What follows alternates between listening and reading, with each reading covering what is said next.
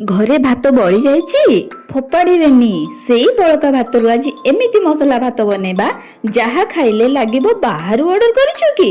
नमस्कार सांग माने नीलम कुक्स चैनल को आपन को स्वागत। आज रे रेसिपी हेउछि ओडिया मान को जोगाड़ मसला भात। आम ओडिया घर रोसई रे एमिति छोट छोट जोगाड़ ही तो आम खाद्य को स्पेशल करे।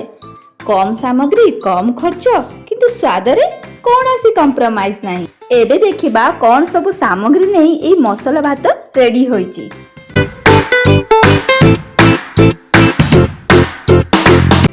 मक्का को छड़े नेबे, आलू को छोटो की काटी नेबे, बीन्स को काटी नेइची, टमाटो आउ पियाज को काटी नेइची, काश्मीरी चिली पाउडर आउ हळदी गुंड। आ मु इपी को आपण चाहिले अलगा नूडल्स रो यूज करि परिबे। मु इपी को दुईटा इपी नेइची, दुईटा इपी आ दुईटा रो मसला एमती छोट भाबे भांगी कि नेइची। देखो जीरा गुंड, धनिया गुंड, गरम मसला, बिरयानी मसला, चिकन मसला आउ लंका गुंड एतिकी ही मसला काफी। मेन इंग्रेडिएंट होची उषुना गरम भात जोड़ा कि पूरा गटी गटी होई कि थिबो। तेबे आमे एही सब सामग्री 3 जन को पई रोसई करिबा। तो चलंतु प्रस्तुत करिबा। रोसई रो आरंभटा जेते सिंपल शेषर टेस्ट सेते सुंदर। आज देखिबा किछि साधारण सामग्री मिसी केमिति असाधारण स्वाद देउछि।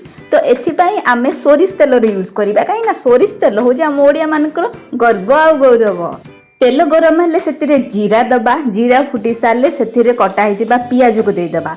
पियाज को आमे बेसी भाजिबा नाही, काहे ना जेहेतु एटा भात तो सेतिपाई पियाज जदि टिके हल्का जदि क्रंची रहइबो तो टेस्ट डबल लागे। तो टिके पियाज लाल हैला परे सेतिरे आमे कटा हितिबा टमाटो को दे दबा।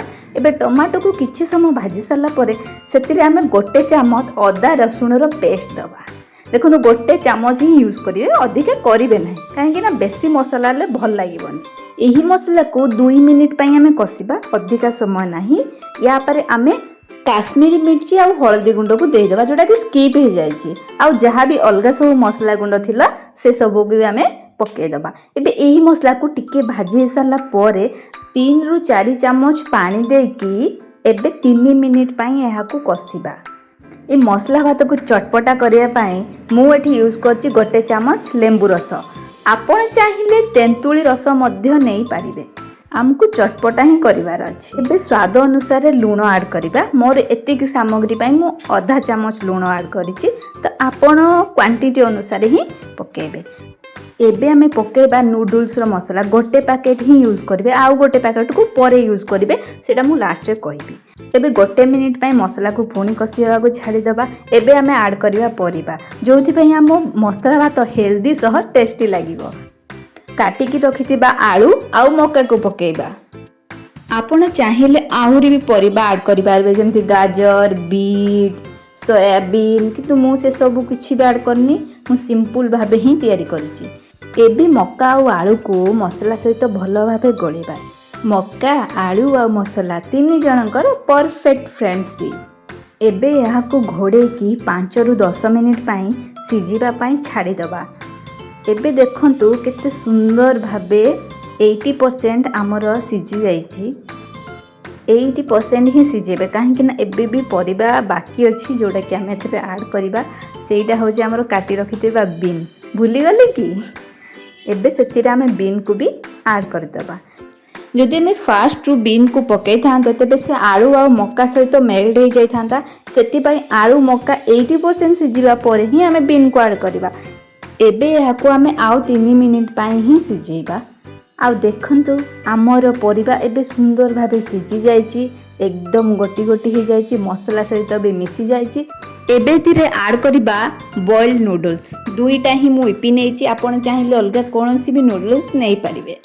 तो एई नूडल्स को एबे परिबा सहित हल्का हाथ रे मिसेबा, काहे कि ना जेहेतु नूडल्स टा हमर बॉइल्ड अछि से परिबा सहित मिसिकी गोटा हे जिवो जदि हमें धीरे धीरे करि ताकू न मिसेबा।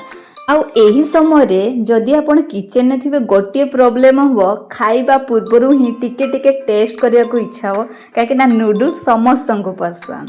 आउ छोट पिलांगु तो एटा अधिका भल लागे। पिलांकर स्कूल लंच बॉक्स रे आपण दे पारिबे, तो से माने बहुत खुशी मन रे याकू खाइबे।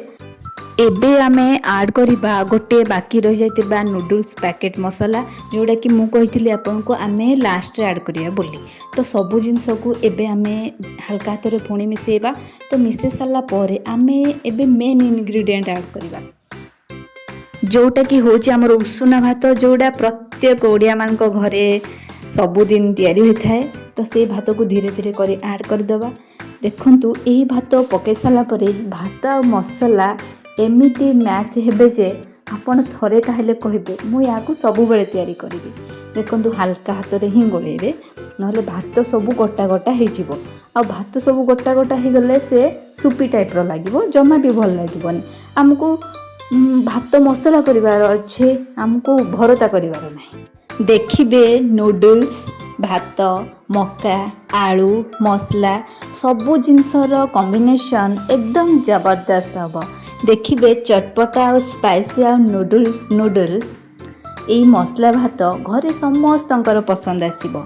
थरे बनेबे आउ थरे बनेया को भी समस्ते कहिबे। एबे आमे एहा को दबा गोटे दम। एही दम बिरयानी रो दम नुह, ये होची मसला भात रो दम, जहा को गोटे मिनिट पाई ही आमे दबा। आउ जेते बेले ढांकुणी खोलिबे एही बास्ना घर सारा खेली जीवो। ताहले रेडी ही गला हमर मसला भात। एही भात को मते तो खाली खाइबा को बहुत भल लागे। तो आपन को केमिति भल लागे, आचार ना दही लगे खाइबा को मते कमेंट रे निश्चय कहिबे।